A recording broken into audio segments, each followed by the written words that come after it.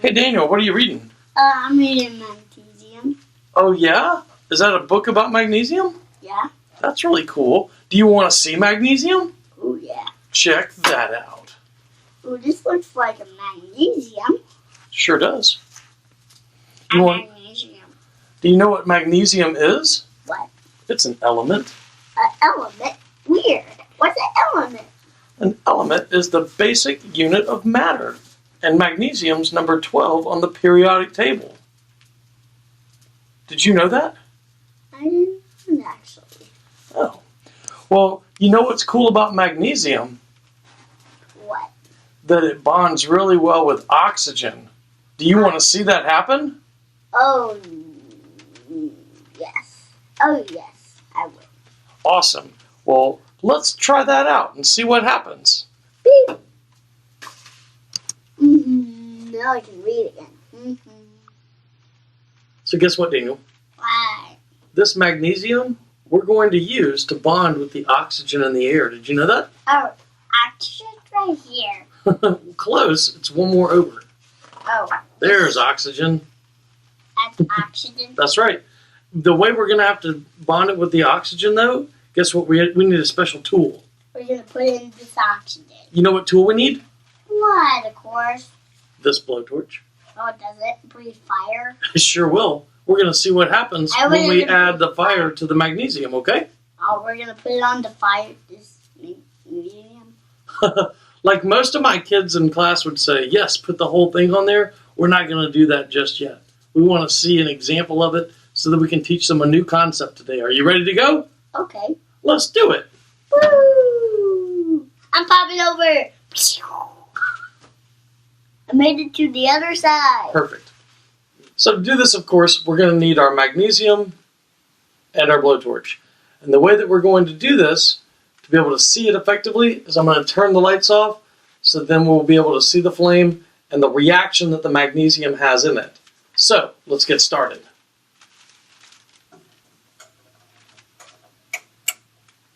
All right. It's going to be dark. Yup. You ready, buddy? Yeah. All right. Step 1, we turn on the flame. And step 2, we introduce the magnesium to the flame. And you'll notice the reaction almost immediately. What do you think? Well, it's like a light. It's like a light. That's right. Let's do it again. Okay. Well, first let's look at what happened. If we take a closer look at this,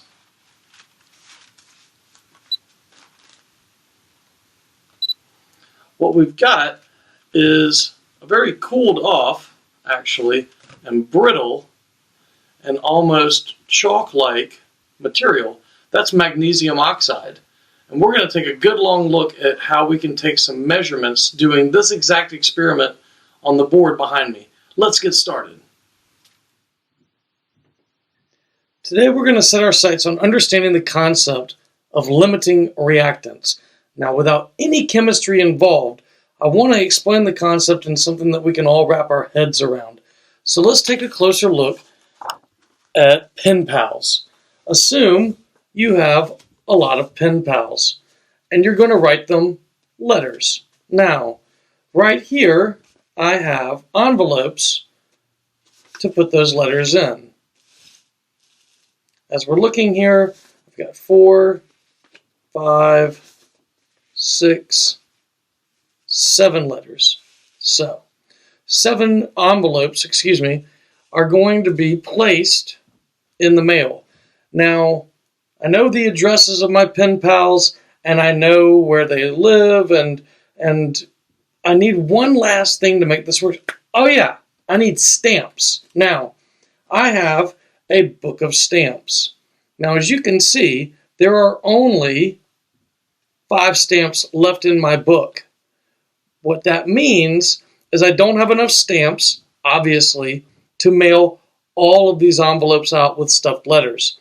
What I can do is only mail off 5 of them because the stamps limit how many complete packages I can have. So I can have 1, 2, 3, for 5 envelopes.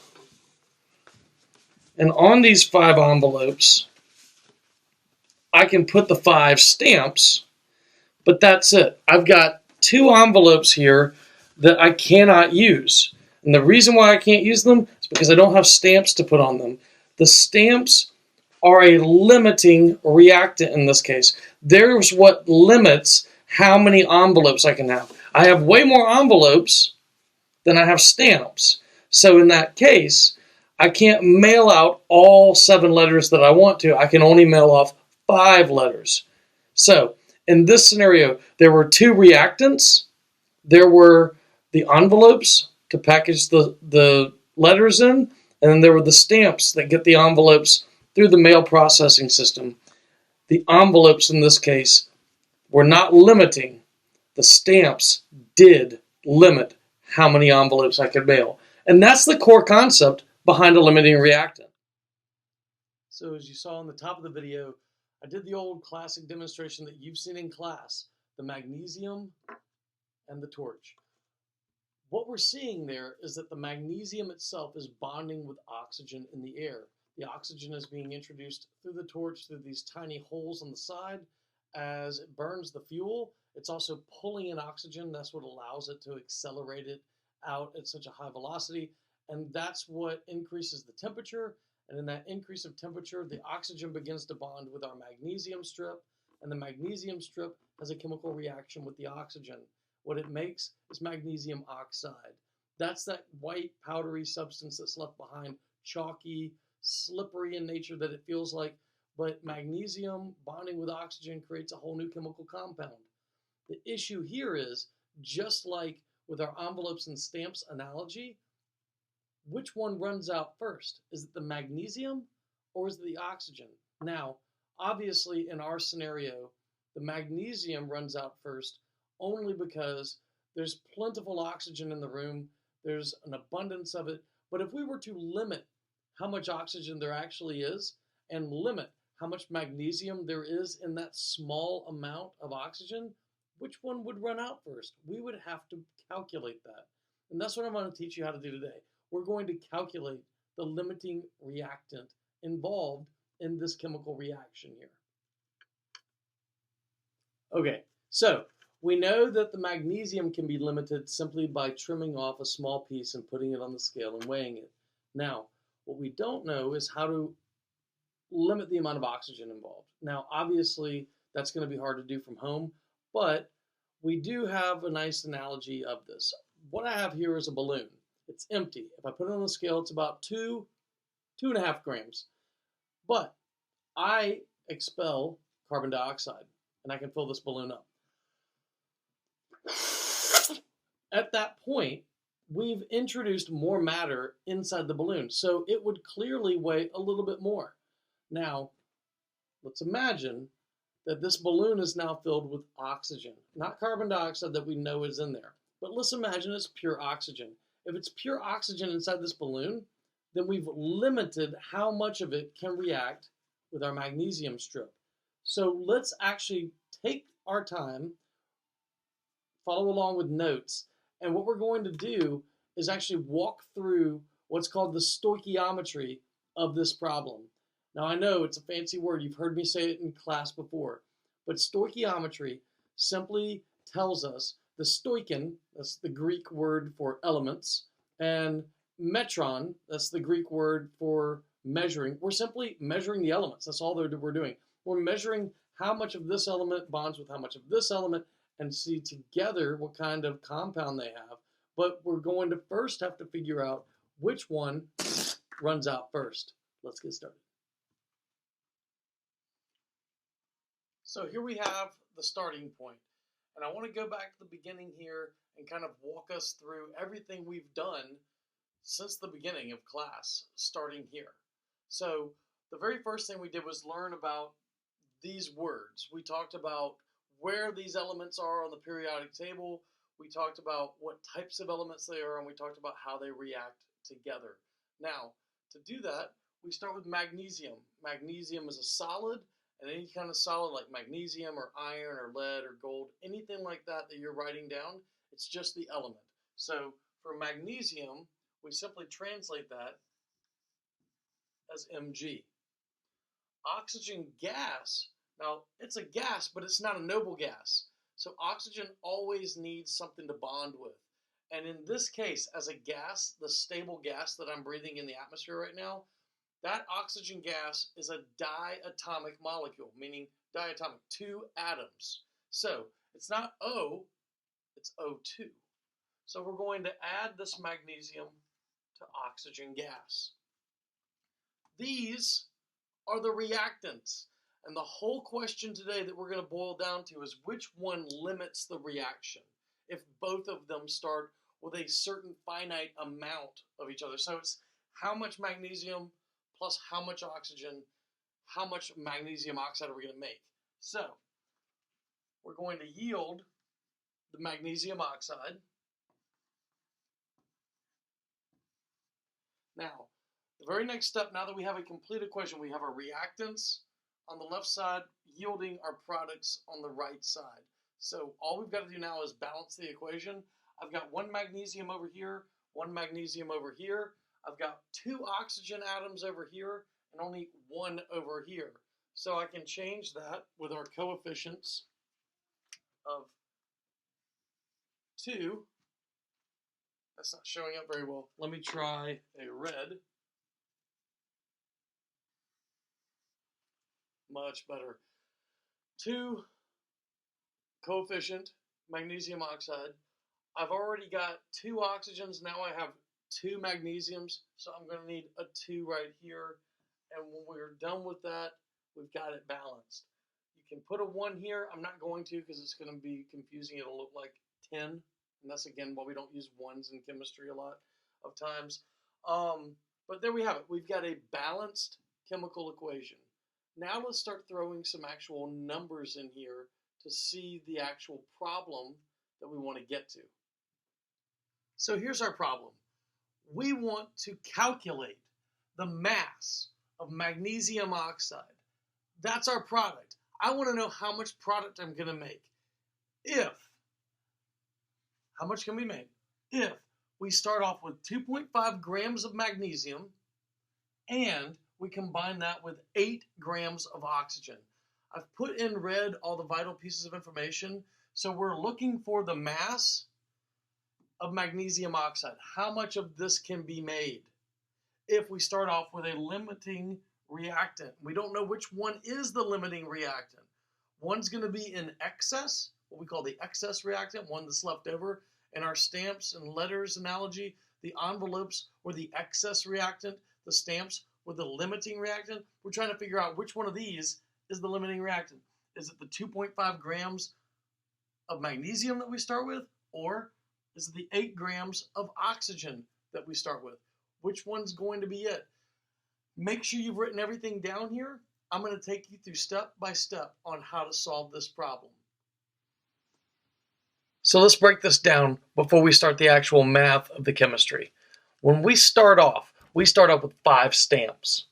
We also start off with 7 envelopes. Now these 7 envelopes are going to be used in conjunction with these stamps, meaning I have to combine the 2 together. Once I've done that, I'm only going to end up with 5 envelopes. These 5 envelopes plus stamps are the complete package. 1 envelope, 1 stamp is the package. So what we're going to compare this to with our chemistry, I want you to think about this because this is the important catch of how we're going to solve the problem today. We're going to compare what we start with, okay, in both stamps and envelopes. But we're going to look at stamps first, and we're going to compare that directly to how many stamps and envelope packages we have. So the reactant, one reactant is being compared to the product. Then we're going to go back and do that whole thing again, but this time we start with this reactant and compare it to the product. 5 stamp plus envelope combinations. So we're going to compare the 7 envelopes to the 5 stamps plus envelope package, the product, and then we're going to look at 5 stamps and compare it to the stamp and product package. what we're basically saying is, in real time, in real life, we're going to compare the magnesium to the magnesium oxide, and we're going to compare the oxygen to the magnesium oxide. And comparing those two, we'll find out eventually which one of these being compared to the product made the least amount of product.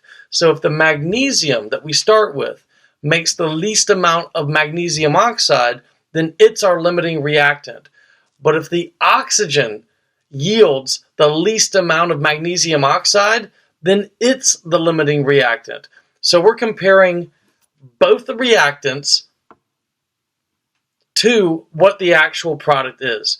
And in that case, we'll find out which one of these runs out first.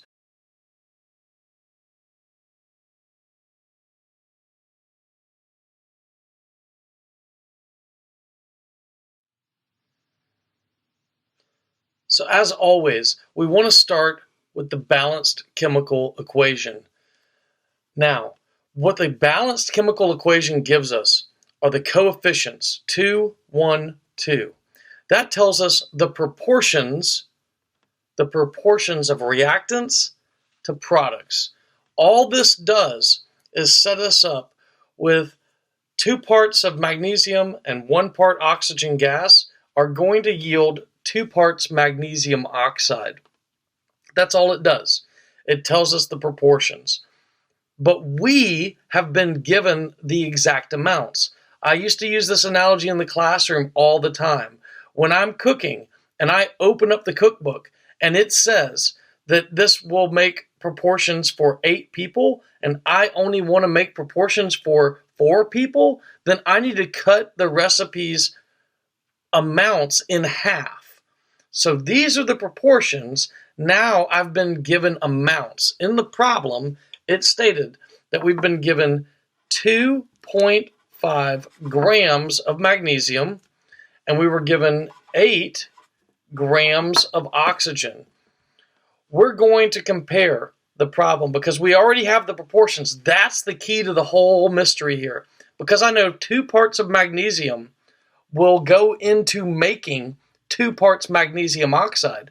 I'm going to use that information to figure out how many grams of this, which I've been given, will yield how many grams of this, knowing the link is in the proportions.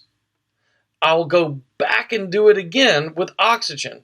I know that I'm going to start with 8 grams of oxygen, but that 1 proportion of oxygen goes into making 2 portions of magnesium oxide.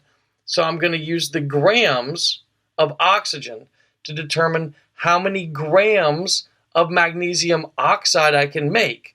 And in that, I'll be given 2 different masses of magnesium oxide. I'll have an answer that tells me how much magnesium oxide I can make with magnesium, only given 2.5 grams, and then I'll also be given how much magnesium oxide I can make using 8 grams of oxygen. And whichever answer makes the least amount of product, that will be our limiting reactant. So we've got to run through this problem twice, compare those 2 answers to figure out which one makes the least amount of the product. Now we're going to take the time to learn how to solve a problem like this. You know what the question's asking you. I've gone through a simple analogy to explain what we're going to do. Now it's time to do that. So here's the basic layout. I'm going to compare magnesium, which I've been given 2.5 grams of, and I'm also giving you their molar masses just to help us out along the way today. So the molar mass of magnesium, 24.3 grams per mole. 1 mole of it weighs 24.3 grams. Now, if I have 8 grams of oxygen gas, which I've been given here, we're going to be comparing that to its molar mass. The molar mass of O2, remember oxygen on the periodic table is 16 grams per mole. But that 16 gets multiplied by 2 here because there's 2 atoms of it, which makes 32 grams per mole. And then because we're going to need it in our calculations, we went ahead and put the molar mass of magnesium oxide. This is our product that we're going to be comparing the magnesium to, and then we're going to be comparing it to the oxygen. So we'll start here with magnesium. Now, we know that if I just do this, I'm not changing anything. Anything over 1 is itself. I'm going to convert grams of magnesium to moles of magnesium using our molar mass here. So I'm going to multiply magnesium by 1 mole of magnesium. Remember, that's what I want to get to, 1 mole of magnesium, divided by the molar mass. To go from grams to moles, you divide by the molar mass. That's 24.3 grams of magnesium. And look what happens there. Right off the bat, grams of magnesium are canceled. Now, we're not done yet. All we've done in this step is convert 2.5 grams of magnesium to moles of magnesium. That's not our final answer.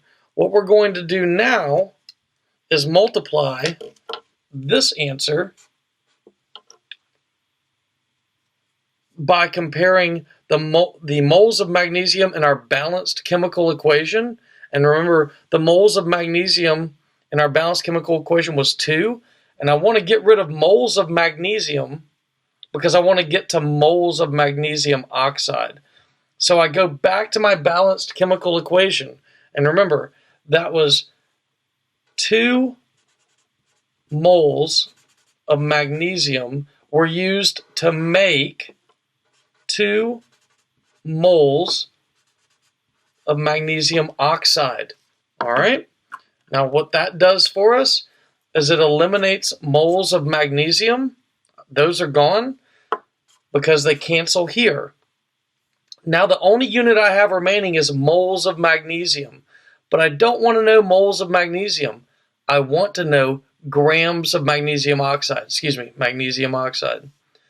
So now we're going to use magnesium oxide's molar mass to get us from moles to grams.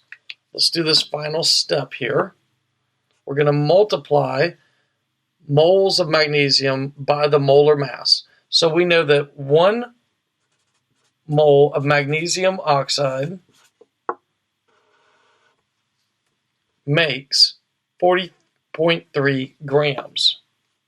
40.3 grams of magnesium oxide. And what that gives us at the end as a final answer is 4.03 grams of magnesium oxide. Magnesium oxide, 40.3 grams. Now, if you look at the overall starting point, when I start with 2.5 grams of magnesium, it will make 4.03 grams of magnesium oxide. That's how much it makes if I only feed it 2.5 grams of magnesium. We're going to do the same exact thing to figure out how much magnesium oxide 8 grams of oxygen makes. So let's do that right now. Again, I simply set it up like a fraction because it helps us do our dimensional analysis here. We're going to multiply this because I want to get rid of grams of oxygen. We're going to divide it by the molar mass. So I know 1 mole of O2 weighs 32 grams of O2. And again, this time we're canceling our grams and our oxygen. What we're left with now is moles of oxygen gas. Now, we're not done. We can go ahead and multiply this by, again, the comparison of moles of oxygen that were used in the ratio of the balanced chemical equation. And just so we're clear on this, I'm going to bring this back into the picture a little bit at the bottom here. You can see it. This is a 2 to 1 to 2 ratio. There is 1 mole of oxygen will make 2 moles of magnesium oxide. That's what I'm comparing here. Up in this step, we used 2 moles of magnesium right here that were used to make 2 moles of magnesium oxide. In this case, it's 1 mole of oxygen. So we compare that. We say 1 mole of oxygen gas is used to make 2 moles of magnesium oxide. Great. What that does for us is it gets rid of moles of oxygen and leaves us with moles of magnesium oxide, because now all we have to do, just like in the step up here, is convert moles of magnesium oxide into grams of magnesium oxide. So we're going to multiply this. To get rid of moles of magnesium oxide, I'm going to multiply by the molar mass of magnesium oxide. So that means moles goes on bottom to cancel moles. 1 mole of MgO, just like it states here, is equal to 40.3 grams of MgO. And that will equal, once you do all your calculations, 8 times 1 times 2 times 40.3 grams per mole divided by 32 gives you 20.15 grams. That's how many grams of magnesium oxide you will make if you start with 8 grams of oxygen gas. So now we can figure it out. Which one limited the reaction? It's whichever one made the least amount of magnesium oxide that we started with. So if you did this equation, right, you would see that the magnesium limited the reaction. The oxygen would make this much if it had more magnesium, but it can't. It can only make this much. It's like our stamps and our letters. In this analogy, the magnesium strip were the stamps, and the envelopes were the oxygen. The envelopes were limited by how much magnesium there was. So the magnesium is our limiting reactant.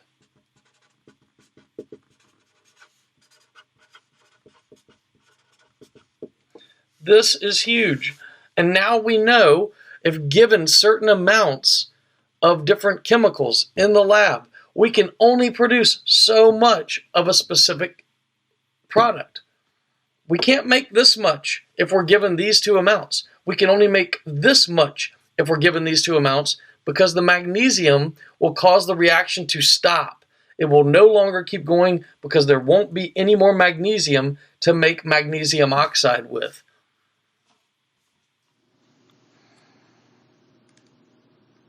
Hey Daniel, what you painting? I'm painting a flower.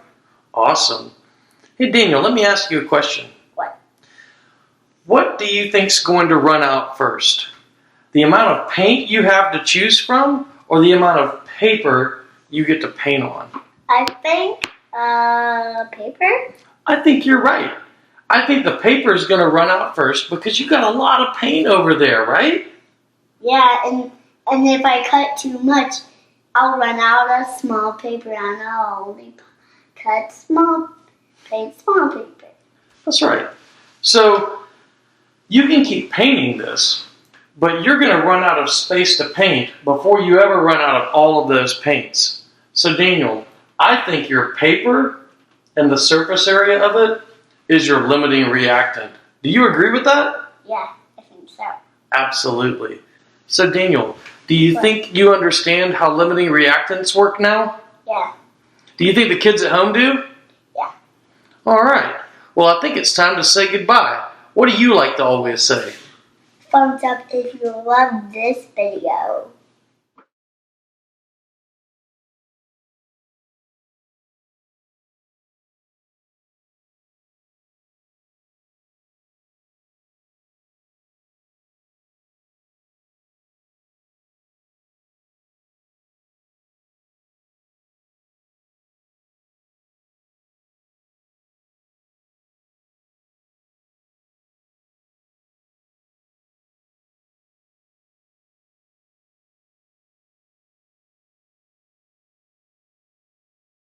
I can edit it all out.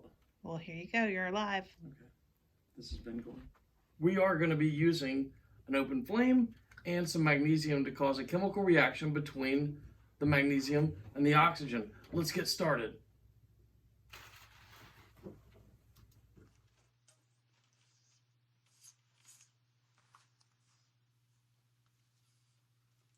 Oh, so this is called magnesium.